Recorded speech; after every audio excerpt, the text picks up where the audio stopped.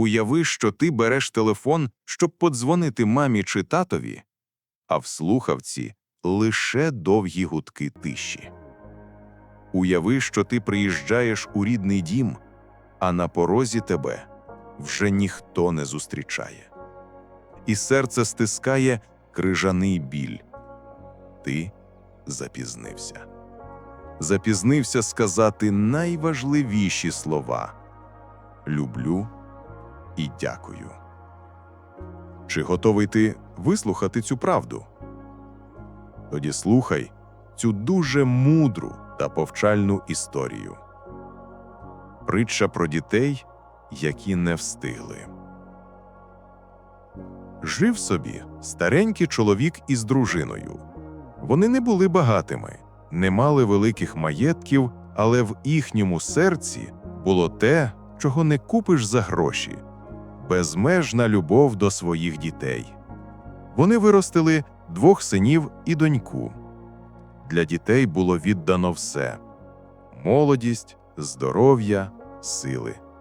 Батько зранку до вечора працював у полі та на будівництві, а мати вставала вдосвіта, щоб приготувати сніданок, заплести доньці коси, зібрати дітей у школу.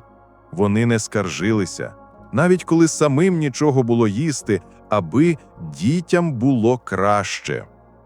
Діти виросли. Світ відкрив їм тисячі доріг, навчання, робота, кар'єра, подорожі. І кожен пішов своєю дорогою. Це було природно. Пташенята залишають гніздо. Батьки раділи їхнім успіхам, хоча в глибині душі серце стискалося, бо в хаті ставало все тихіше. Спершу діти часто дзвонили.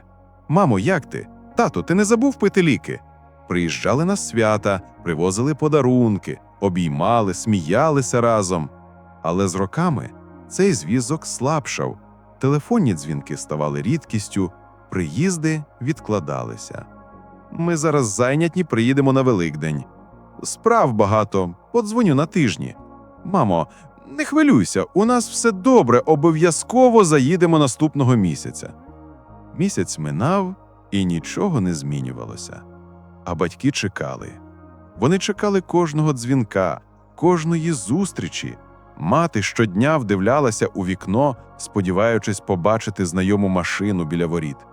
Батько виходив на дорогу, сідав на лавку і вдивлявся вдалечінь. Може, сьогодні приїдуть. Увечері вони разом пили чай і згадували дітей.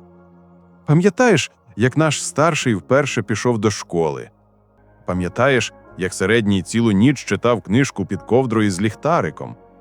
А наша донечка, коли мала 5 років, казала, що ніколи нас не покине». І обидва посміхалися крізь сльози. Бо знали, час минув. Діти виросли, і для них вже життя було десь там, за межами батьківського дому. Роки брали своє. Батько почав ходити повільніше, руки тремтіли від старості. Мати втрачала сили, її очі вже не світилися так яскраво. Вони ставали слабкими, але і далі чекали. Не на гроші, не на допомогу. Вони чекали на просте – дзвінок, обійми, слова. «Як ви там?»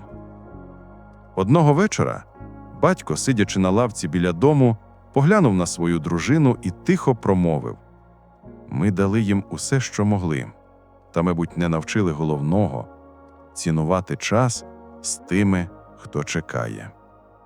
Мати зітхнула і прошепотіла: «Може, зрозуміють, тільки коли нас не стане». Діти дійсно не розуміли.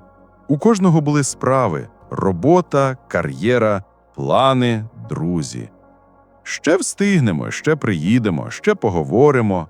Та в житті є слова, які стають фатальними. Ще встигнемо. Спершу пішов батько. Його серце, яке витримувало роки тяжкої праці, зупинилося. Мати залишилася одна.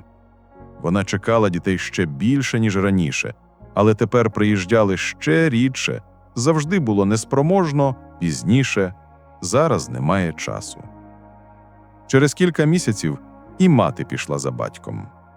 І ось діти приїхали всі разом, але не на свято, не на сімейний обід, не щоб обійняти. Вони приїхали на похорон. Дім зустрів їх тишею. Вікна були зачинені, на столі лежала мамина вишита скатертина, поруч сталі батьківські окуляри. Все так, як було. Лише тих, хто чекав їх усе життя, вже не було. Старший син сів у батьківське крісло і закрив обличчя руками. «Тато, пробач, я весь час був зайнятий. Я думав, у нас ще є роки». Середній стояв мовчки. Йому не вистачало слів.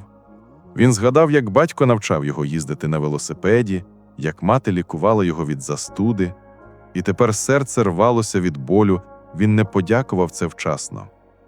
А донька взяла мамину хустку, притулила до обличчя і прошепотіла: «Мамочко, я дзвонила так рідко, я завжди відкладала, пробач мені, пробач».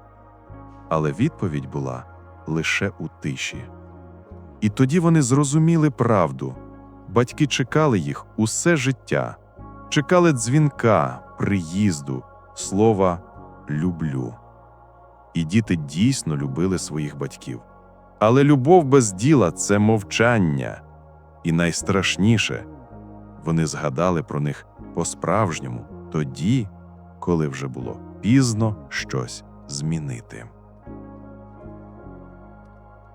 Мораль притчі. Не відкладайте любов на потім. Потім може ніколи не настати. Подзвоніть батькам сьогодні. Приїдьте, обійміть, скажіть, як сильно ви їх любите.